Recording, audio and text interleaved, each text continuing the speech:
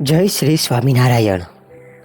ભગવાન શ્રી સ્વામિનારાયણે સ્વહસ્તે ધુલેરામાં મદન મોહનજી મહારાજની પ્રતિષ્ઠા સંવંત 1882 વૈશાખ સુદ 13ના 19/5/1826ના શુક્રવારે કરી છે. આજે પણ ભગવાન શ્રી સ્વામિનારાયણ મદન મોહનજી મહારાજની મૂર્તિમાં રહીને સાક્ષાત પ્રગટપણે આપણને દર્શન આપે છે. ધુલેરાના મદન મોહનજી મહારાજે એક પરચો આપ્યો હતો. તે સુંદર સરસ મજાની વાત આજે આપણે સાંભળવી છે.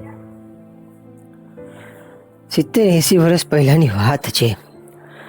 ત્યારે શ્રી મદન મોહનજી મહારાજની સેવા પૂજામાં બ્રહ્મચારી મહારાજ શ્રી માયાતીતાનંદજી હતા અને મંદિરના મહંત તરીકે સદગુરુ શ્રી હરિપ્રિયદાસજી સ્વામી હતા. એક દિવસે આ બંને મહાપુરુષો બહાર ગામ ગયેલા. સાંજે મોડા આવ્યા. ભગવાનની સેવા બ્રહ્મચારીના શિષ્યએ કરીને ઠાકોરજીને પોઢાડ્યા. આ સમયે આખો દિવસની સેવા અને મંદિરની સેવાના કામકાજે બ્રહ્મચારી તો થાક્યા હતા.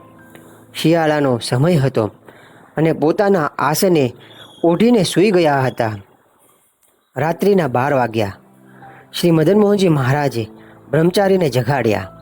બ્રહ્મચારીને થયું કે મને સ્વપ્ન આવ્યું તેમ માની સૂઈ ગયા. મહારાજે ગોદડી ખેંચી પ્રેમથી વાસામાં એક સોટી ફટકારી અને કહ્યું, તું અહીં આરામથી ગોદડી ઓઢીને સૂતો છે ને મંદિરમાં મારા ડાબા પડખાની બાજુની ગોદડી સરકી નીચે પડી ગઈ છે અને મને ઠંડી વાય છે. બ્રહ્મચારીને વિચાર આવ્યો તે તેમણે મહારાજને કહ્યું, ધક્કો ખાધો તો હાથે ગોદડી ઓઢી લીધી હોય તો? મહારાજ કહે, અરે ભલા માણસ, હું ગોદડી તો ઓઢી લેત, પણ તને કેવી રીતે ખબર પડત?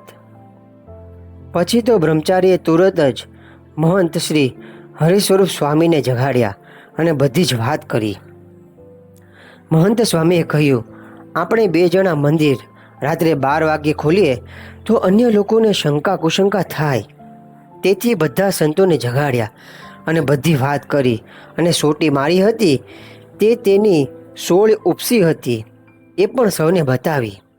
જ્યારે અર્ધરાત્રિએ બ્રહ્મચારીજી, મહંત સ્વામી, અન્ય સૌ સંતો મંદિરના તાળા ખોલી શ્રી મદન મોહનજી મહારાજ પાસે પહોંચ્યા ત્યારે સૌએ જોયું કે ડાબા પડખાની ગોદડી નીચે સરકી ગઈ છે.